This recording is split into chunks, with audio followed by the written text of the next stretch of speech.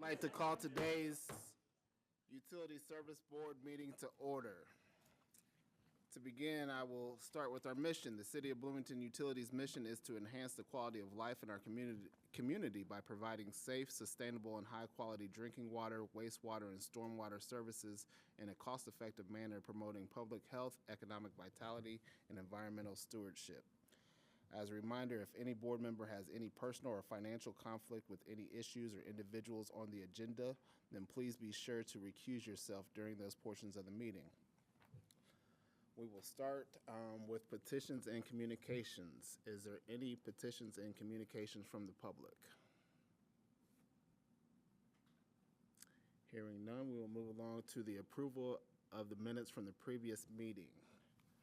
I move we approve the minutes of the June 30th meeting. Second. We have a motion and a second. Are there any questions or comments on the minutes from the previous meeting? Hearing none, all in favor, please say aye. Aye. All opposed say nay. Minutes from the June 30th meeting are approved. Next, approval of the claims. First, we have standard invoices for a total amount of $558,636.83. Are there any questions on the standard invoices? Mr. White. On page 1, we've got, looks like legal services from Barnes and Thornburg for the Leonard's Linen property, and I assume that is helping us recoup expenses from the hazardous waste that we needed to do when we did the new river project. Yes, that's absolutely what. How's the progress coming along on that? That's not a whole lot of money for a law firm, so I assume we're at some stage of progress.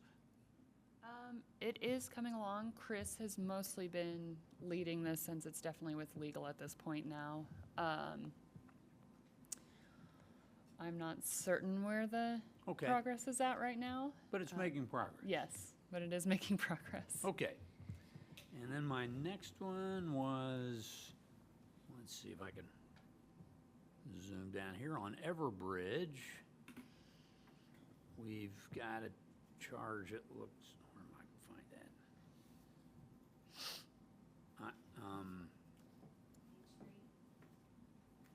Is it page 3, I think? Yeah. So is that for our notification system? Is that a new contract, or is that a public communications? Is it a continuing one, or? It's a renewal, yes. Pardon me, renewal? Yeah. Okay, good. And then, let's see, the other one was Milestone. Get down to that page.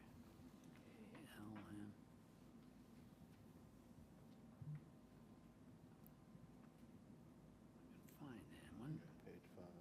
Yeah, there it is. Release of final retainage, what does that mean?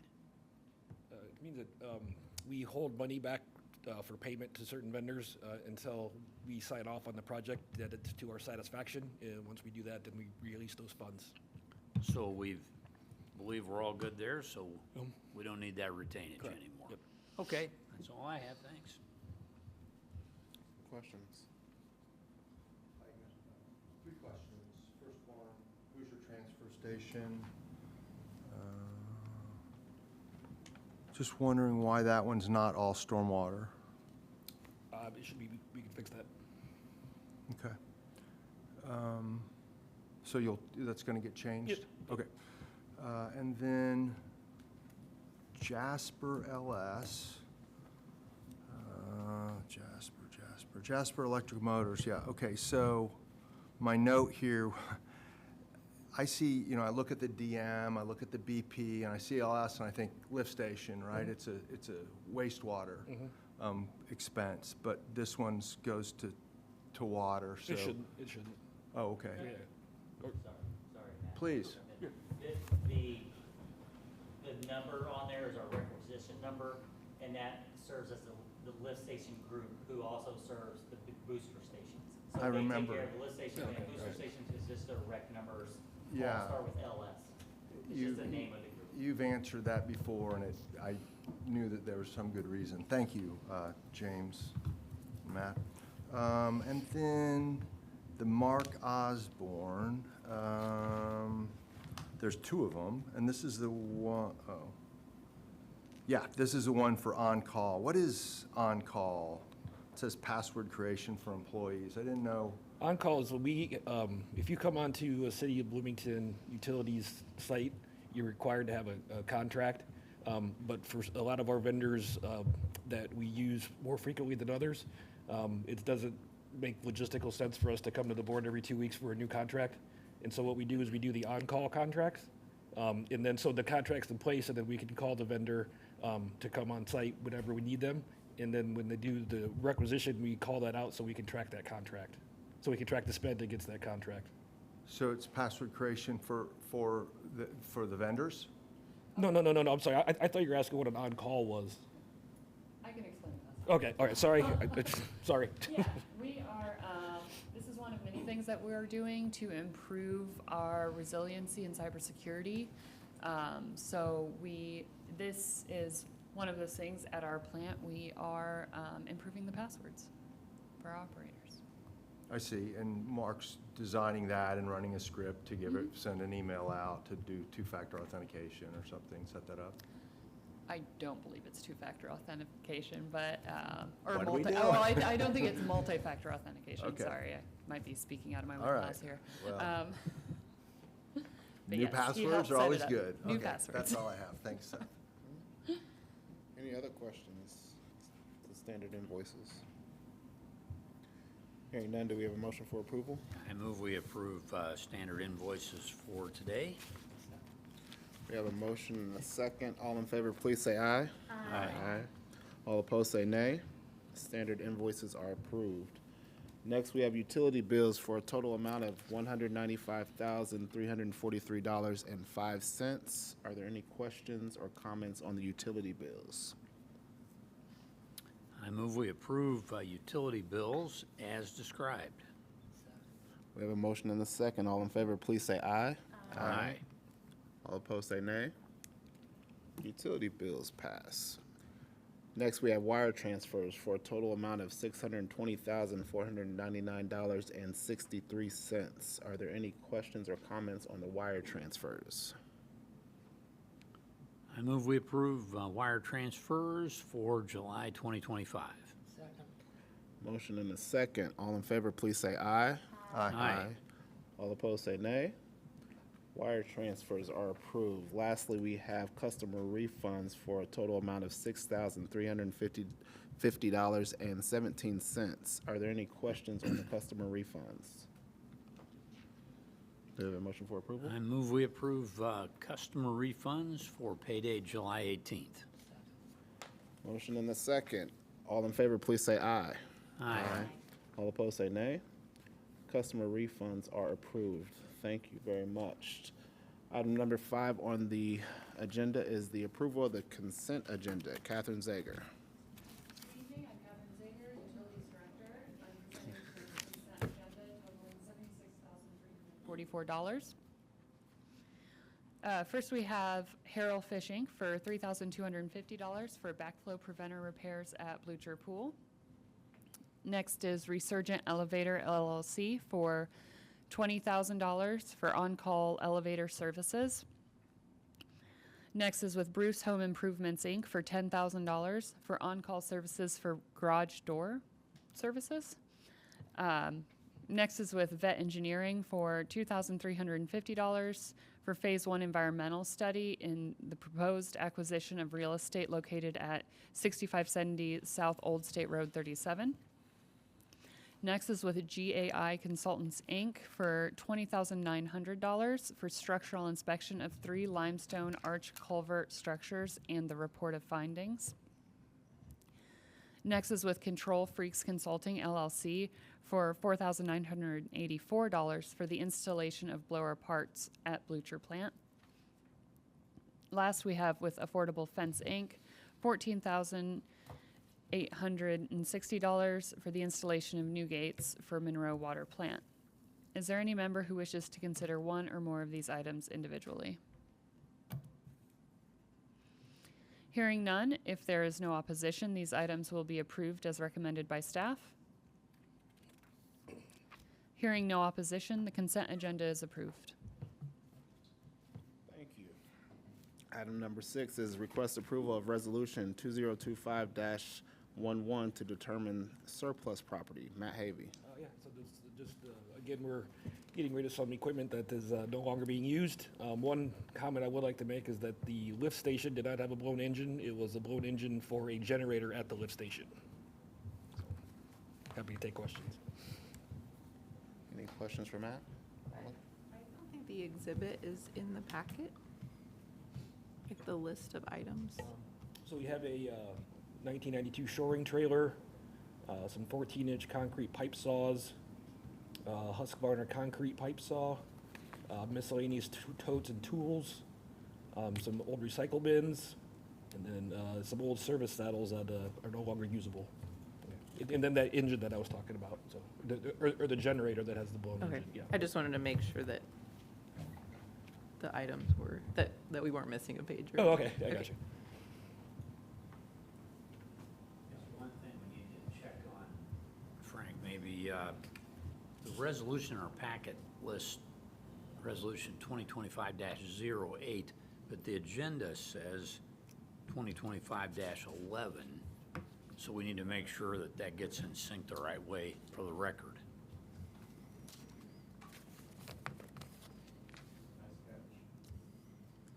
Any other questions for Matt? No comments? Hearing none, do we have a motion for approval? I move we approve the resolution to determine surplus property.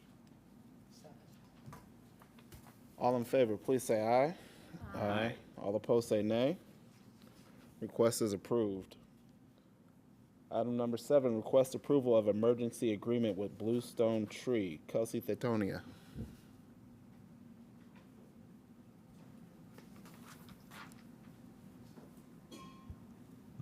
Good evening, board members. Kelsey Thetonia, Utilities Environmental. I'm presenting this emergency agreement that we requested from Bluestone Tree. This was in response to the June tornado event that was on the southern part of the city in Monroe County. Utilities Department owns an area of land on Jackson Creek. It's outside city limits, but it covers one of our sewer lines in that area. And the tornado went straight through this property near Cardinal Glen, and multiple trees were down in the creek. They're all in the floodplain, as well as some hazard trees near private property near people's homes. This was an emergency contract because there were hazards in the area that we wanted to address before it posed any danger to the nearby properties. Bluestone Tree was able to mobilize and get this taken care of. I want to thank James for organizing much of this work, and for Brian Blake for handling a lot of the access and easements. We had to work quickly to address this. So yeah, I request your approval of this contract for Bluestone. Have any questions for Kelsey? I just wonder if, for these kinds of losses, do we self-insure or do we have some sort of insurance for this through a larger policy or city policy or something to that effect? We do have insurance. I don't know if they looked into that. I think we just want to get the job done, but that's something we Yeah. can look as a claim after the fact, though, yeah. But Okay. we don't self-insure for that, no. So was this in storm drainage area? So we'll be taken out of I see the funding sources, but is this out of the stormwater fund or is it gonna be someplace else? It should come out of the stormwater fund, yeah. Because it's all in drainage swales? No, wastewater? Yes. Oh, wastewater, okay. It's a parcel that we own for the wastewater Oh, I got you, okay. asset, so So the trees fell on the creek. the creek where we discharge water, or, No. so The creek would be stormwater, not sanitary, right? So the bigger issue, it's less about it being on the creek and more about it being adjacent to homeowners' properties, and we just happened to own this parcel on the creek. And the hazard trees were threatening property. And so it's less about it being on the creek and more about it being that we own this parcel due to our sewer there. Oh, because we own the, it's probably an easement, utility easement. We own that, or we have the easement, and the tree fell on the easement. We own the parcel outright. We own it. Yeah, we just Due to own the parcel. The sewer line, yeah. Okay, Yeah. I get it. Thanks. Sure. I've also been in discussion with the county. They declared an emergency, and they're in the process of applying for emergency watershed protection funds. I am not sure if we'll be able to get reimbursed through that program for this, but I've talked to them to see if it is a possibility. So I don't think it's off the table yet, but due to our timeline and their timeline, I'm not sure we can get that funding, but it's possible. So, That's a good move. Is that with county emergency management? yes. Well, the more we let them know about our losses, the better chances we have of getting some reimbursement from federal funds. So Yeah. that's worth following up on and helping them with all the forms they need to fill out and things like that. Yes. Good. Any other questions or comments for Kelsey? Hearing none, do we have a motion for approval? I move we approve, let's see, the emergency agreement with Bluestone Tree. Motion and a second. All in favor, please say aye. Aye. All opposed, say nay. Request is approved. Thank Thank you. you. Item number 8, request approval of acknowledgement of encroachment. Catherine Zager. Hi, yes, I'm bringing this acknowledgement of encroachment between CBU and the owners of the property at 6517 Snug Harbor Lane. Essentially what had happened here is the owner reached out to us. They were trying to sell the property. They did a survey and realized that there were structures on our property that were not quite on their property. We talked back and forth with them and agreed to, if they removed some of the structures, that they could continue to have a corner of their pool in our property, as long as it was not improved upon. And what that means is essentially causing, what we intend for it to mean is to increase the footprint of the pool. So, let's see, yeah, they just need to do this. We're both amenable to it, for them to be in a good position to sell their property. This doesn't really impact us in any way, and we are currently following precedent that we have done this before. So, happy to take questions. Any questions for Kat? Comments? Hearing none, do we have a motion for approval? I move we approve the acknowledgement of the encroachment as presented. All in favor, please say aye. Aye. All opposed, say nay. Request is approved. Thank you. Item number 9, request approval of letter of engagement with Barnes and Thornburg. Matt Havey. We'd like to use Barnes and Thornburg to be our water bond counsel when that time comes, so we're just getting paperwork in place ahead of time.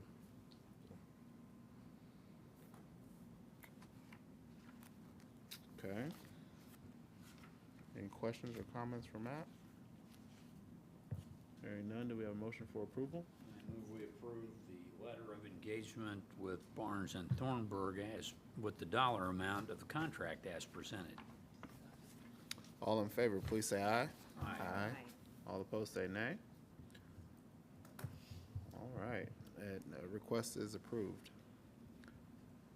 Item 10, request approval of amendment to residential stormwater grant for 808 and 816 West Kirkwood Avenue. Elizabeth Carter. Good evening. I kind of put these together because it's two amendments and they're similar projects and for similar reasons. But the 808 and 816 West Kirkwood Avenue project was a grant that we awarded in 2023. The one for South Madison was one that we awarded in 2024. And they're both do-it-yourself grant projects, so folks are building things themselves. There have been increases in price for the materials that these folks needed. And they also, the South Madison grant has changed a little bit. They built a rain garden in their front yard, and then they figured out, once it was built and it was filling up with water, that they did not direct the overflow away from their driveway, which had been the original issue. So they are seeking more money to build a conveyance to get the stormwater that overflows the rain garden to the easement, well, it's right of way, but to an unimproved alley where it belongs so that it can continue on its path and not towards their driveway. The 808 and 816 one grant is mostly for material increases. These folks, their grant was awarded 2 years ago, and we also extended their due date. They're both grad students, so they kind of work on it when they have time. But in the past 2 years, pricing has just increased quite a bit for a lot of their materials. With that, if there are any questions for me, I'd be happy to answer on either one of these. Okay, thank you for this report. I know that these are projects that we want to see completed as indicated, because then that addresses the stormwater issue. Maybe I've just forgotten, but I don't remember any stormwater grant recipients receiving additional funding after their, whatever was proposed, approved. How did it come about that these folks could ask for more money? Have there been other people who asked and were denied, or do other recipients know that if they go over budget that they can come back? Great question. So until 2023, we spent all of the money budgeted, so there wasn't any more money. But in 2023 and 2024, we did not meet our budget. We didn't spend all of our budget. Real quick, in 2023, we were budgeted $100,000, and we spent just under $46,000. So more than half of that money is left over. And then in 2024, I believe we were budgeted $75,000, and we spent just under $57,000. So because there's extra money, when I was originally asked, by these folks, is there any option to ask for more? I went to our leadership and asked, would this be entertained? And they said, I can certainly come ask you guys. We may have another person asking, potentially, but that isn't at a place where I'm gonna bring it to you guys. But yeah, these are both do-it-yourself projects. We have the extra money budgeted for these projects, and their asks are pretty small, so. Thank you. Of course. Great question. Any other questions? I agree with you. I think these are, relatively small amounts, and if we have the money, but does that money continue to carry over each year? Or I guess if we have an excess, and since we just had the finance committee meeting, if something isn't used, can we not allocate it someplace else? Yeah, we can, yeah. Okay. All right. So what's our time frame on additional funds available Yeah. for, or what's their time frame on, okay, you've been awarded this grant. When do you expect to see the project completed and signed off? That really depends on the person and the project. We've brought a couple extensions forward in the past. Right. But typically, we expect to see it finished within a year. I mean, I have a gentleman, also a do-it-yourself project. He couldn't get any of the plants he needed this spring, and every nursery he talked to told him they could deliver in 2026. So through no fault of his own, he can't finish his project until he can get the sedges that he is looking to plant in this area. So we're pretty flexible with these things, but typically we want to see a year. And if it was, I think we also kind of treat the do-it-yourself ones a little bit differently, because people are just trying to, do this on their spare time with their own expertise. When we have a contractor involved, I mean, for them, we don't pay them until they're done. So they're motivated to get done. But when it's folks just sending me receipts to be reimbursed, there isn't that same push. But typically a year is the answer. So then how long are we holding over that extra money, I guess? I is have the no extension. idea. Yeah, and especially, as we were talking about negative areas, and, why, if I believe in this program, I think it's great, but if we don't have I have a similar organization that I'm involved with, you know, if we have X amount of money and you only have so many applicants and they don't, you know, use all the money, you can't carry it over. We either have to budget it out to someplace else or figure out if we're gonna have more funds available. So I'm kind of curious. I don't know how we, We start over, technically we start over every year. So this technically should come out of 2025's grant. Okay. She did mention it was less budgeted for Right. 24 than for 23, right? yeah, I don't think that was the case for 25 though. But it's a different amount each year. Yeah, Could be. it held steady at 100,000 for a couple years, but we were also spending all of it. And then we haven't been. Right.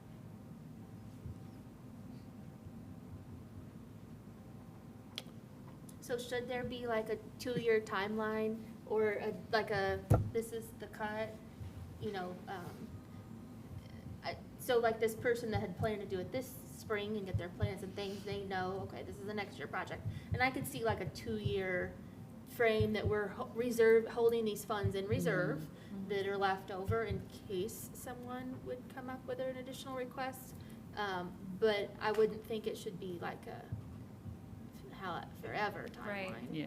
Yeah, I mean, most of the older grants have all been closed out. It's Yeah. honestly the kind of the lingering ones are the do-it-yourself ones, Yeah. and that's where the requests seem to be coming from so far.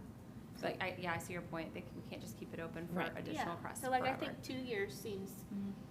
fair. Yeah. Right? Yeah. Mm-hmm. That's stuff to take into consideration. Any other questions or? I move we approve the amendments to the residential stormwater grant for both 808 and 816 West Kirkwood and 1101 South Madison Street. All in favor, please say aye. Aye. All opposed, say nay. Both requests are approved. Thank you.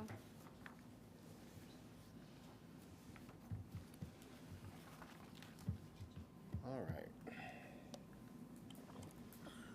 Next on the agenda, old business. Any old business from the board? Old business from staff? Nope. All right. New business from the board. We got a lot of long faces. Can we get some smiles? New business from staff. Yes. All righty. Yes, so I'd like to take a moment to acknowledge the consumer confidence report that just came out, specifically the report on fluoride and the fluoride in our drinking water. So in the report, it showed that the fluoride in our finished water ranged from 0 to 0.48 milligrams per liter, with an average of 0.09. The recommended dose for fluoride for oral health is 0.7 milligrams per liter, so we were significantly under that this year. I'd like to acknowledge that, saying that this has actually been an ongoing issue at CBU for a while. Our fluoride tanks and our feed system have had ongoing mechanical issues that we have made multiple attempts to repair, fix. Some of you may remember in 2022, we brought a contract to the board for the lining of the fluoride bulk tank and the replacement of our day tank. That was one of many issues that have happened. We have continued to have challenges with leaks in the system. So we have not had consistent fluoride in our water dating back until late 2019, early 2020. This is something that we are actively working on. we, both in 2024 and 2025, have reported in our consumer confidence report. Last year, if you look at the larger, I don't know how familiar folks are with this chart, but if you look at the line for fluoride, you report the highest concentration. And so last year, our highest concentration was 0.7, because at some point, or in that report reports on 2023. So in that report, we at some point were able to feed 0.7, but the average was much lower because of the inconsistencies in the system. We did not have reports for fluoride in our consumer confidence reports for 2022 nor 2023. And I believe in 2021, we showed the highest amount, but not the average. I just want to bring this to our attention. I know that we have had some customers who've asked about the low amount of fluoride in our water. It is not a conscious decision for us we are not intentionally lowering the fluoride in our water. We are committed to continuing to have fluoride in our finished water, and we want to find a safe and sustainable, long-lasting solution to this. However, a lot of the repairs have been costly. The long-term solution is very costly, and it is included in our CIP for our rate case, among many other very necessary repairs to our plant. It's included in the overarching term of the chemical building improvements. So the fluoride is in our chemical building, and those are included in our chemical building improvements.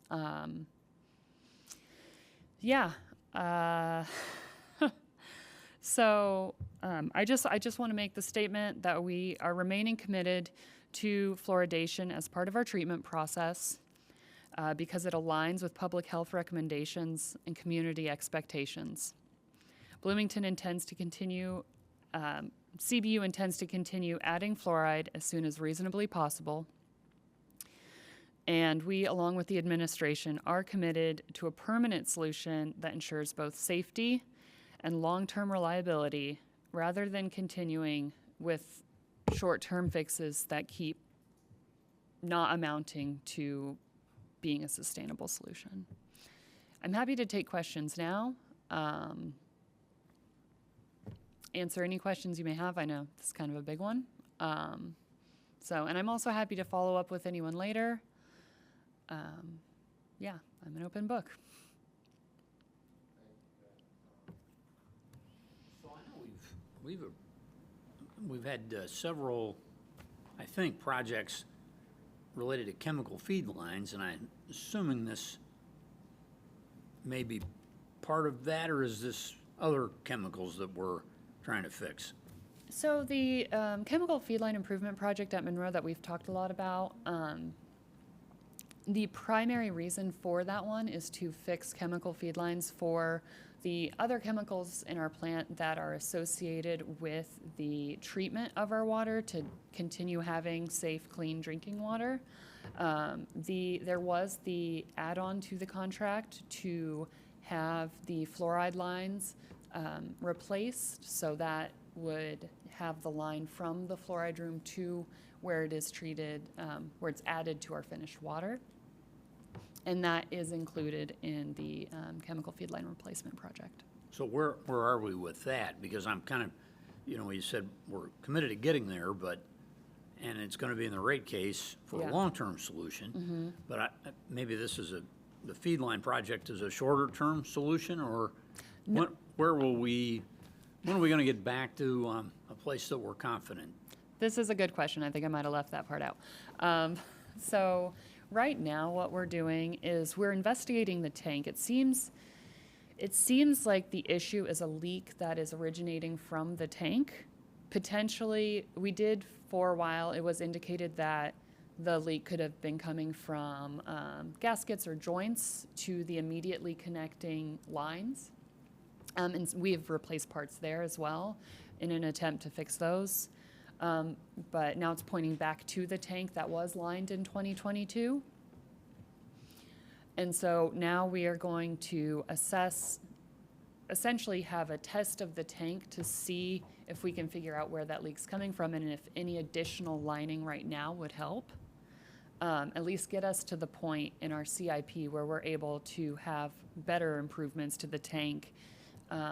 Hopefully we won't have to fully replace it, but that level of assessment is what's in the slated for 2027 in the CIP.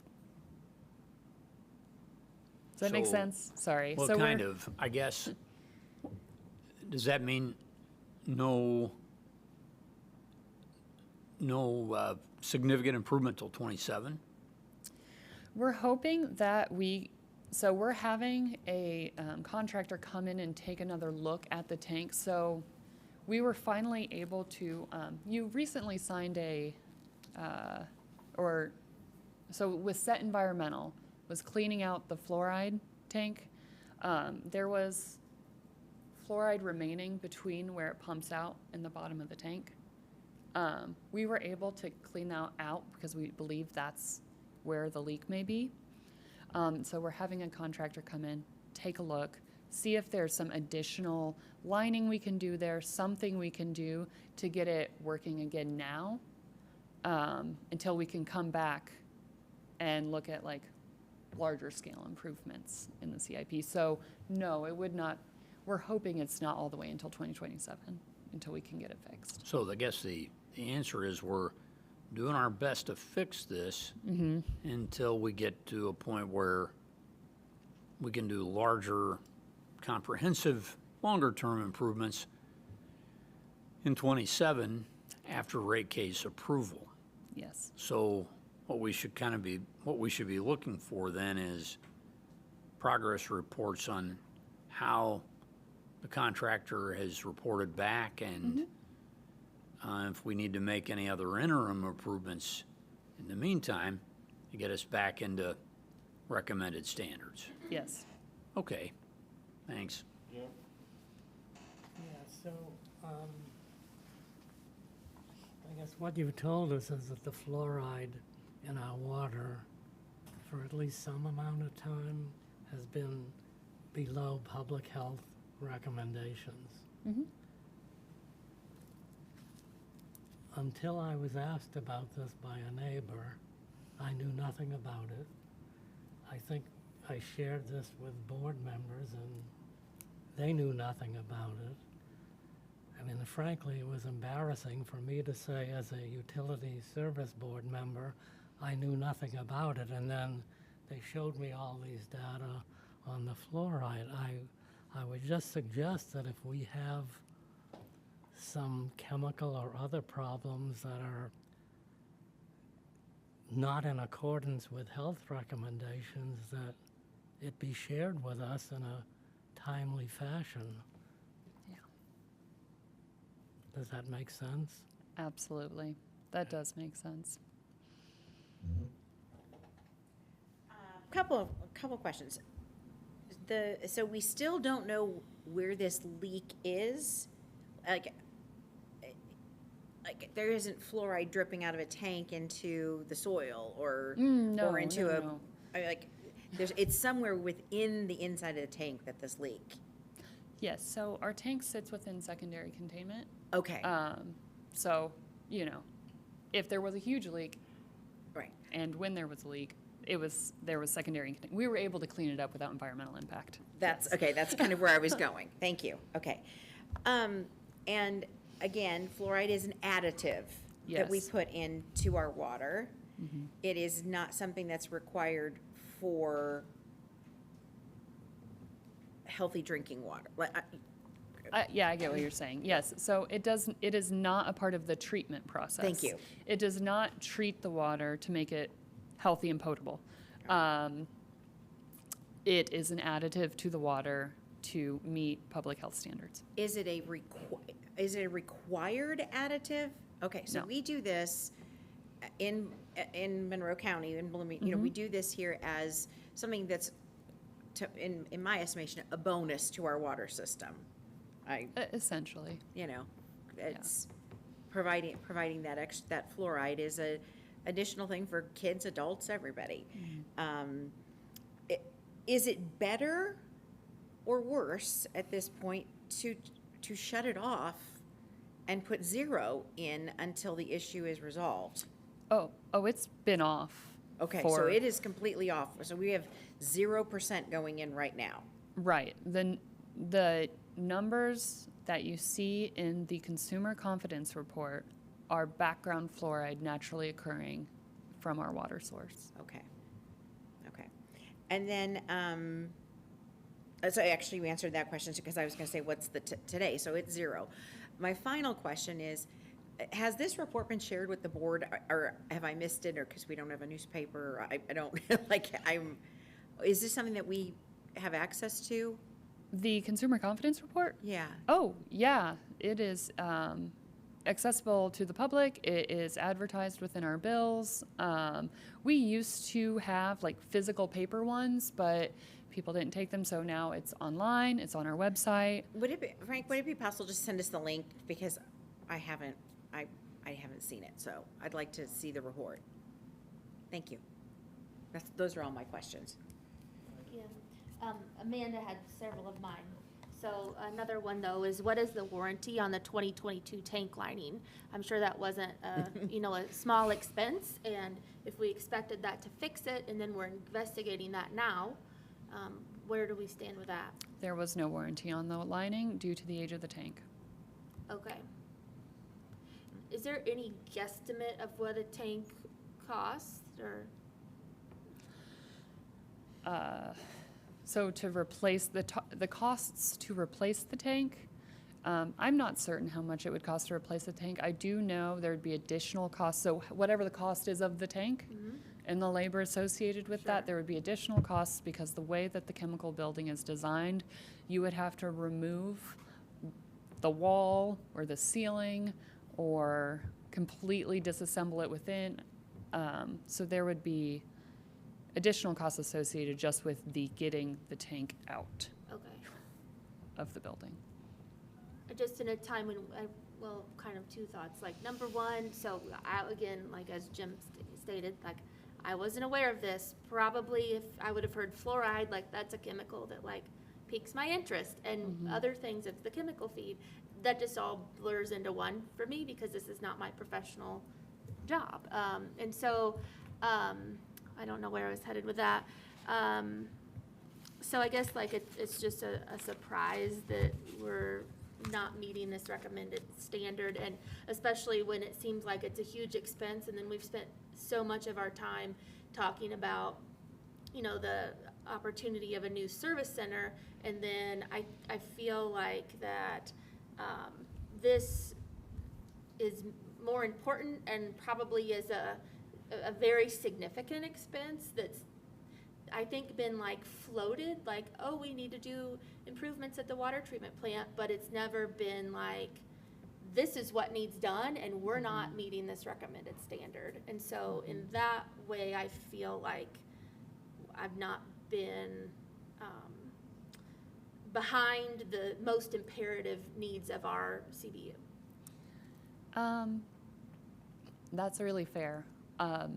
I will say, though, that I know that in general we've said the plant needs repaired, the plant needs improvements, and we've done an extensive, so we had Wessler come to the plant and do a business risk exposure analysis of all of the things that need to be done at the plant, because fluoride is an additive. It did not rank as high as some of the other projects. Specifically this chemical feed line project where, the chemical feed lines for these other chemicals that treat the water, I mean, the consequence of failure is great. And so we've absolutely made sure to prioritize the fluoride system because it is a value in our community and because we want to continue adding fluoride to our water. But it's definitely in the larger perspective of some of the like chemical feed line and electrical upgrades that need to happen. Thank you. It's a lot to keep. There's a lot. I appreciate it when staff comes forward and says, we have a problem, and I don't know if this is in response to the email that I saw or if just someone taking the initiative, but regardless, when I go to the doctor and they test Jeff, they come back with these 30 or so metrics. I don't understand all of them, but my doctor talks about the ones that are really important. So I like Jim's idea when he talks about, you know, getting to know these chemicals and understanding where there might be issues, going through that list that's in the community confidence survey. It's a list of constituents and their concentrations that's in our drinking water, and I've seen it before. It used to be a trifold, and I can't say I read it closely every year, but I do agree that it is important for us to understand what those are, if any of them are high and what we're doing about it, or if there are trends in those constituents that we could you know, address in some way. So I think taking the time to do that as a board and walking through that and having someone with the expertise talk about the trends and talk about how we're addressing them would be useful. Yeah, I think that's a great idea. I think as, you know, we have our consumer confidence report, and I think it's very easy to say, hey, here it is. Here's your water.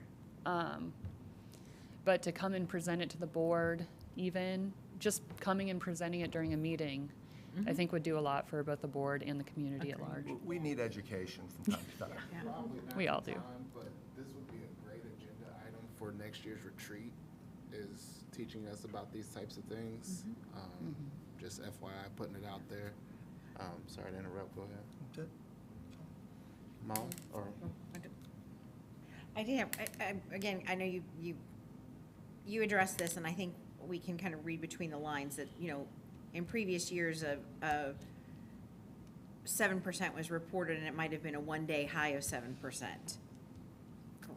And I appreciate that you folks are being honest and reporting it to the public. And if we do make mistakes, or if we do have deficiencies, we own up to it and we fix it. We don't try to cover it with imaginary numbers or a one-day number that makes us hit our goal.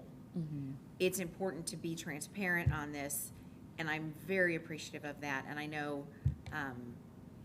it's important for everyone, for our community, but it also shows the integrity of the staff and the leadership and every team member here to make sure that we are consistent, that we are reliable, and that we are truthful. So I thank you guys for that. Thank you. Yeah, and just let me piggyback on that a bit.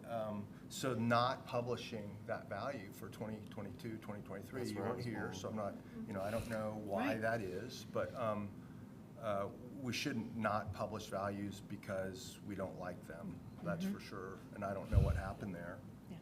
And we Well don't, said. and Hard we to don't need say. answers. Yeah. I mean, Yeah. We won't- it's new yeah, just- leadership. We're going forward. Yeah. Yes. Yep. Well said. Any other questions, comments?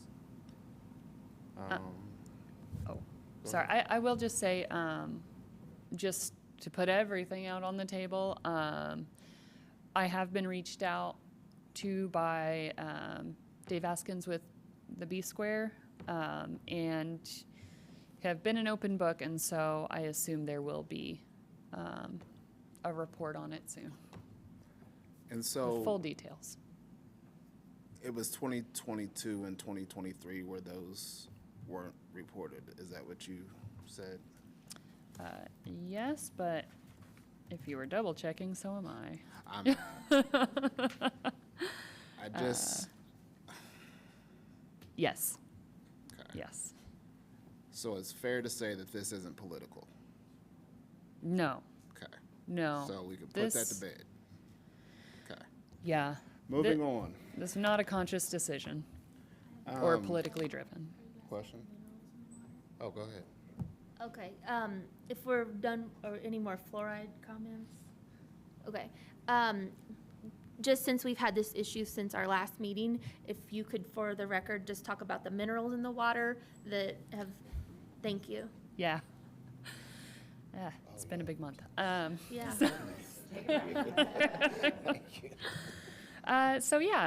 We did put out a press release about some discoloration in our water, completely unrelated to fluoride. That is related to manganese.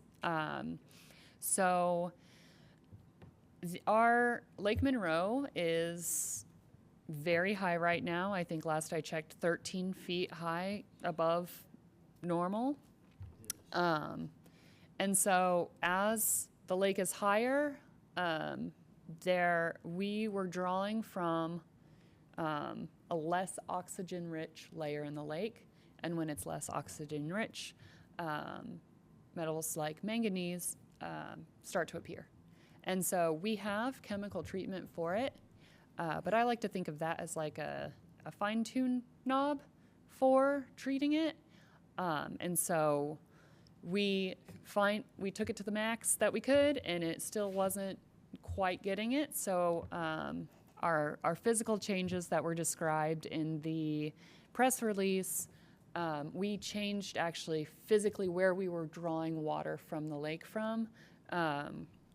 We don't like to immediately go to that because, you know, that does have impacts on treating the water.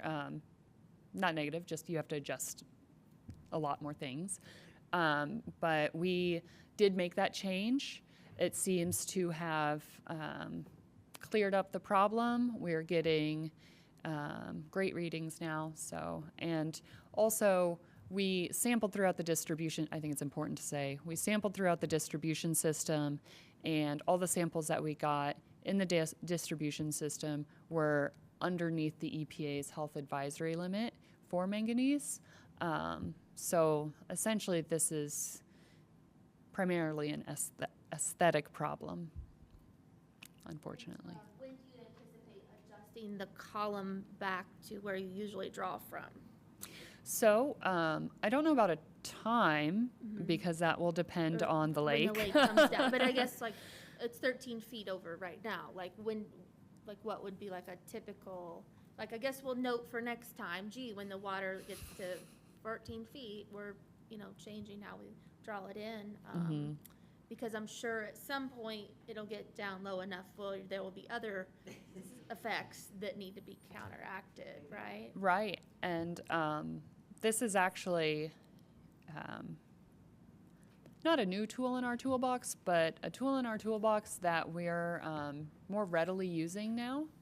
And one of the other benefits of being able to draw from different parts of the lake is if done with the right timing, we may be able to not draw, what's the word I'm looking for? Avoid, there we go. We might be able to avoid some of the taste and odor issues that are caused by algae, which is higher up in the lake. So I'm excited to see how having that dynamic ability is going to improve our water treatment and our water quality. Awesome discussion. Any other new business?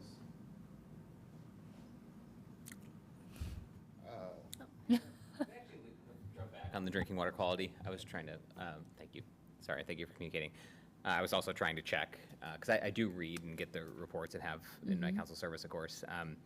Some of the past press releases, rather than attaching PDFs of the report, link to a URL of a PDF, and it's just the 2024 report, including from the 2023-22 like press releases. So essentially the old links have been replaced with like a new document essentially. And then I wanted to be clear and tried to search for the drinking water quality reports, and I'm not finding them there. And so I was just curious, because I was able to find 2020 and 2023 numbers and also couldn't find 21 and 22 offhand. Okay. Or even, you know, archives of what was reported at that time. So I haven't seen the report itself, but do you know if these reports are, am I just missing them in the Be Clear database? Is there somewhere else where they would be archived or otherwise available? I'm not in sure like about a the Be Clear database. I think my assumption was the water quality website.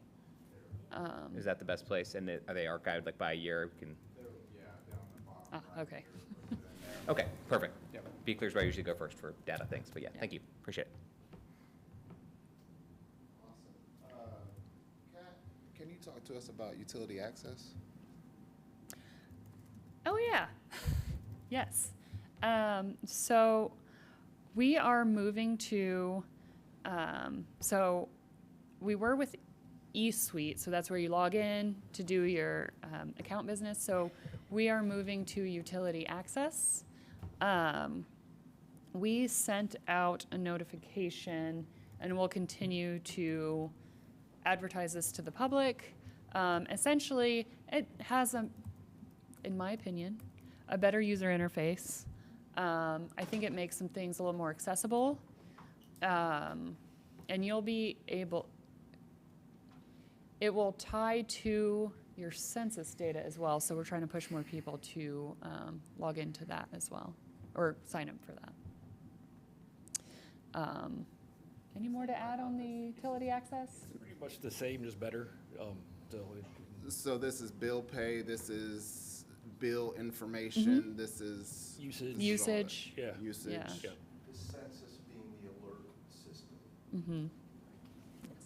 So will the same name and password work when we have to change You'll them? have to change it once. That's what I was afraid You'll of. have to sign up, change it. The same one might work, but you're gonna have to officially change it. Script, so all our passwords are the same. Might be able to. That'll be worth it, $600. Yeah, I agree. So, Oh, 6,000, so whatever it was. we'll get notice on how to make those changes, when to make those changes, and how to log on? You'll be forced to do it when you try to log in. Okay. Yeah.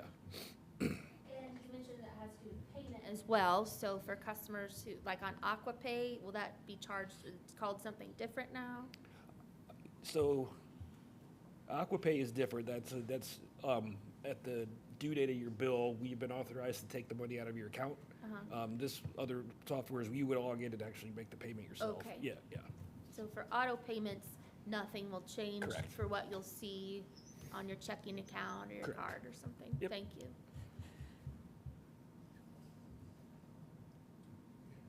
If we have alerts set up for our water usage at a property, will we have to reset those, or is that carrying over? That I don't know.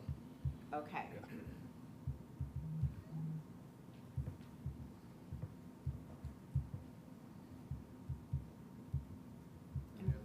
And when is this getting implemented? I'm sorry, if you said earlier, It's I early missed it. August. I forget the actual, hold on a second. I would say it's August 4th. Okay. Thank you. Oh, I think one of the other big benefits of it too, I should mention, is that you can update your contact preferences. So, we've moved to texting customers. This is an area where you can update those preferences. So if you don't want to be texted, you can let us know. So when we have all this move-in that's gonna start happening here soon, if it's not already, and folks are coming into the customer service center, are they being sent to this new system, or are they still having to sign up for the current system and then in a few weeks sign up for the new one? I think we have to do the old one now. Yeah. Okay.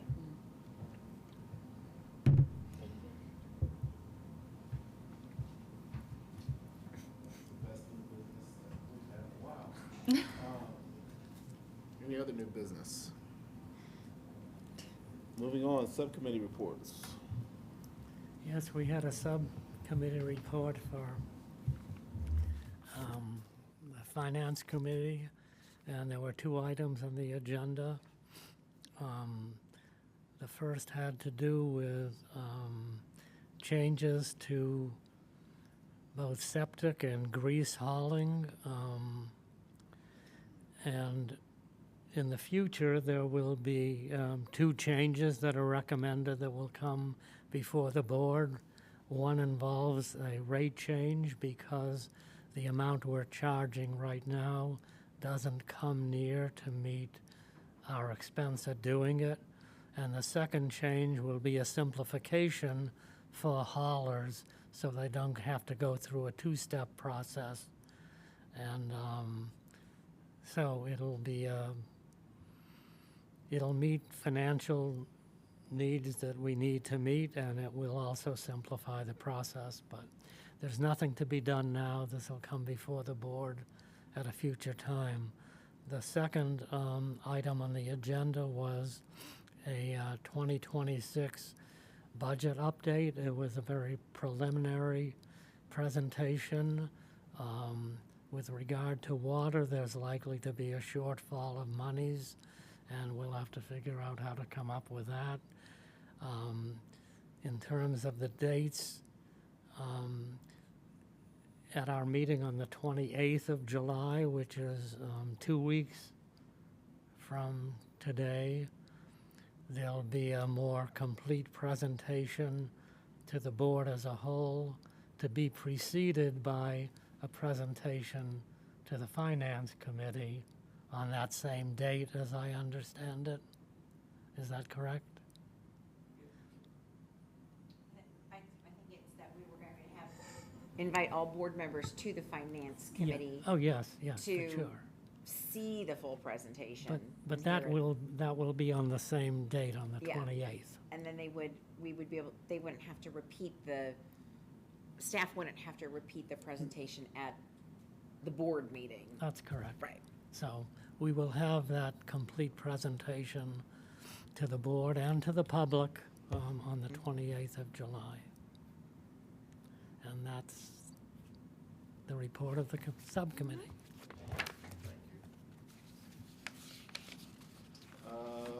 Next, we have staff reports.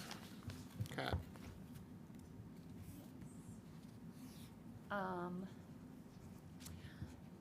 My one item is that I'd like to congratulate Frank, who has been promoted to Communications Manager. Ooh, because he won't. He does such a great job on this, on everything. Well deserved, Frank. Yeah. I think that we need to consider renaming staff, well, I'm always down with the party, but renaming staff reports like Frank Update, because he's always doing something. Congratulations, Frank. Next, we have petitions and communications. Any petitions and communications from the public? Hearing none, do we have a motion to adjourn? I move we adjourn. Meeting is adjourned.